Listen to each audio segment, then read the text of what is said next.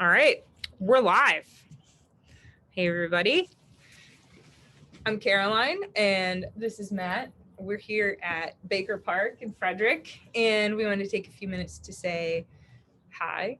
Are you ready for next year? And give you some advice. So, what are we going to talk about today, Matt?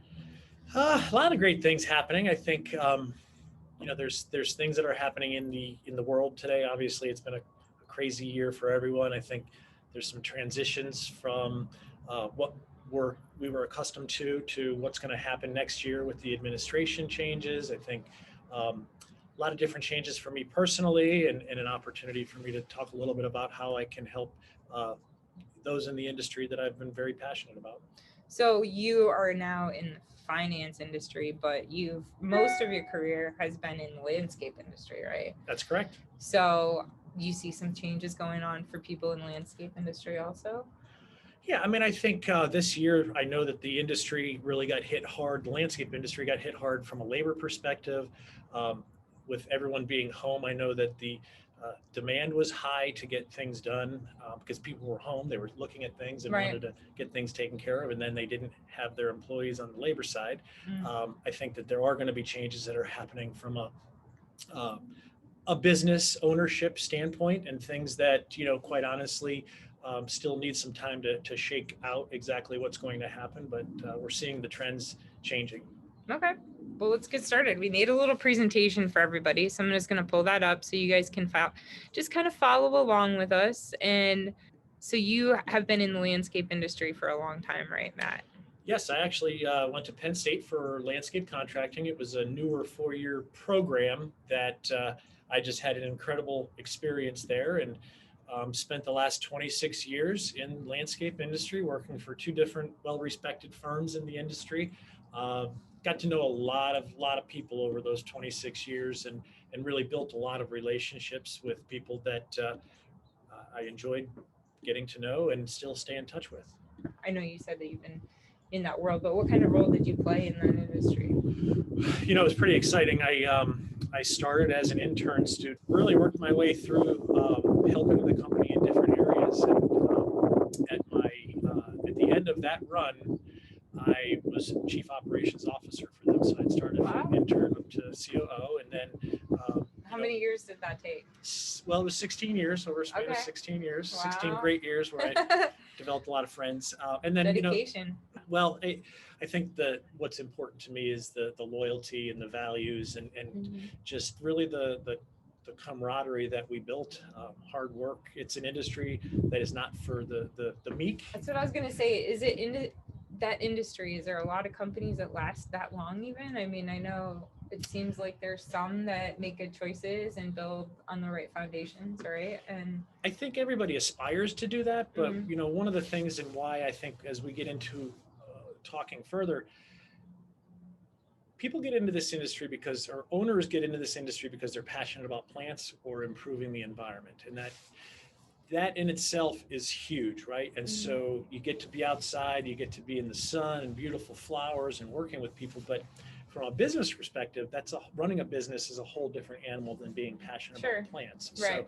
So I can relate to that. yeah, Like, I'm really good at sales, but if I need to balance my books, like, forget it, you know. So I've learned, being a business owner, it's important to know your strengths and weaknesses. And so, um, not just in the landscape industry, but you're also super involved in the community. And as an individual, I know that's how we met, through networking yeah. and doing stuff together. We volunteered at the food bank a couple of times, Mission of Mission of Mercy. Mercy.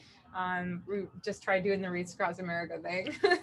And also, just getting out and doing some fun stuff together with Team Network and the things we've done, just having fun and building relationships and networking with people like BMC and some of the other businesses we work with in the area. So it's cool to see how it all kind of comes together full circle. And I know you offer a ton of different services, but I'm sure there's a lot of stuff that you also outsource.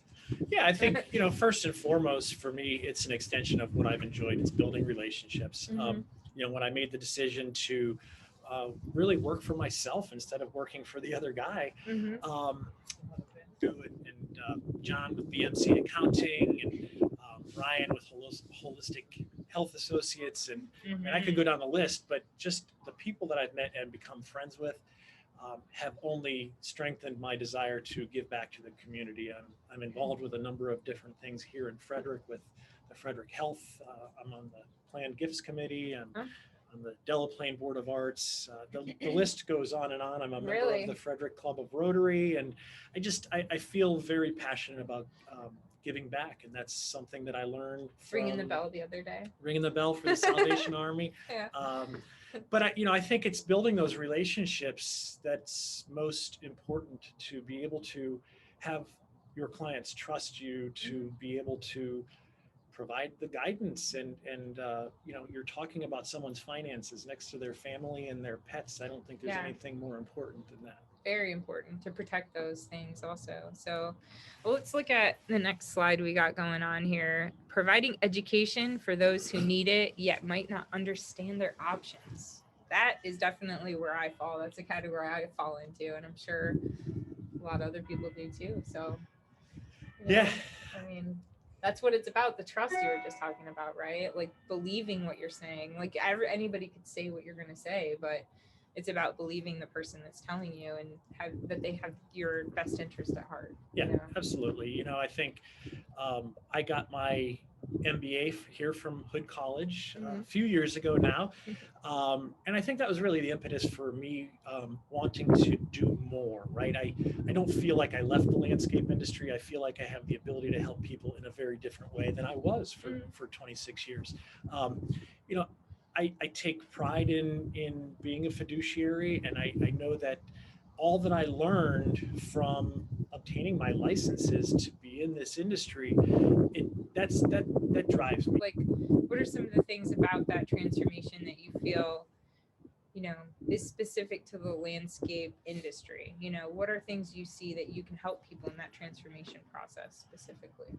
Well, first, I don't think we have enough time to talk about all that today, but I do Oh know man. from having a deep understanding of really the two companies that I worked for, I was given ownership latitude to be able to run these businesses in my own way within the parameters and under the umbrella. So I understand what it takes. I understand what the struggles and challenges are. And I think having that perspective really in my new industry gives me the understanding of how I can help these businesses. Obviously not necessarily slinging mulch or right, digging but trees. Going for 16 years from starting at the very bottom all the way up to where you were an executive within the company. Sure. I mean, you kind of have seen all angles of the growth and development of a business like that. So yeah, there's a lot of value there also, I'm sure. Yeah. And applying what I know about these businesses, I think there's many different avenues. It's helping individuals. I think, I've developed a niche in helping businesses with their 401k plans. And I think there's just so many opportunities really to be able to do what I'm doing, stay connected to the industry that I love, and help people. And at the end of the day, I feel pretty good when I go to bed at night. I bet you should. I know I'm excited to learn more from you every time I talk to you. So, all right, keeping more of your hard-earned money. That's something that we all want to do for sure. So, what do we have to talk about here? Gosh, there's a lot. First, I have to say, I'm not a tax professional, so I can't give tax advice. Right. But I do work with estate planning professionals and tax professionals. There are so many different avenues where I've been able to help businesses just from the design of the investments that we make, the design of their retirement plans for their employees and for themselves, because quite often the owners are the bigger contributors of a retirement plan. And the reality is I have the ability to help these individuals put money away for their own retirement, which is a big part of why they're in business, to work for themselves, earn money, and be able to retire with a nice nest egg. I think there's, exit planning strategies for businesses that I'm able to help them with, just things that they're not able to think about. What does it mean to be a fiduciary? What does that mean? And what makes you so confident in your ability? I mean, I know for me that it's such a scary thing for me, and I'm excited to meet someone I can trust, that I can turn that over to. So, what makes you different from other people in that role, I guess? That's a great question. I think, first and foremost, I take pride in being a fiduciary. And what that means is that every recommendation that I make has to be in my client's best interest and not mine. Okay. There are penalties and fines and jail time, all sorts of things that I'm not about to go down that road. But, coming into an industry that there are people that are not fiduciaries and they're out there selling, and they're more important in lining their own pockets than they are in taking care of their clients. That really eats at me. So as I focus building those long-term relationship based on trust, where I can provide recommendations that I know and my clients know and believe that it's in their best interest, there's no better way for me to be able to conduct business. I wouldn't be able to do it any other way. Let's just say that. I like that. It's good. It's good to stay out of jail too. So why did you specifically, I think we talked about this a little bit, but why did you get into this industry, and how do you think you can help people in the landscape industry in a different way than other people might be able to? Sure. Well, I think, for one, I'm respected in the landscape industry, and I think I've certainly paid my dues. I'm still a member of the local Landscape Contractors Association and the National Association Planet. I take pride in the certifications that I've obtained and kept up to date, even though, it's just I'm not really using them on a day-to-day basis. But there's so much pride and passion that I have for this industry and more, right? This was an opportunity for me to learn more. I just really had that burning desire to finally, after 26 years of telling myself I didn't want to work for myself, flipping that switch and really just needing to prove to myself that I could do it. And, I've been a client myself for over 11 years, and I learned a lot about the values of the firm. And to me, when you look at the two companies that I worked for and the people that I associated with in the landscape industry, the values, that's so important to me. And when I found the match here, being able to help apply those and find clients, as we all know in business, not everybody is a client for the right business, and finding and making out those matches and those connections, and really how I can help people that I know and trust and continue to build that trust and help them long term is really what my focus is. You can reach me on my cell at 301-788-4914. And make sure to check Matt out on LinkedIn and Facebook. Thank you. Have a great day, everybody. Bye. Thank you.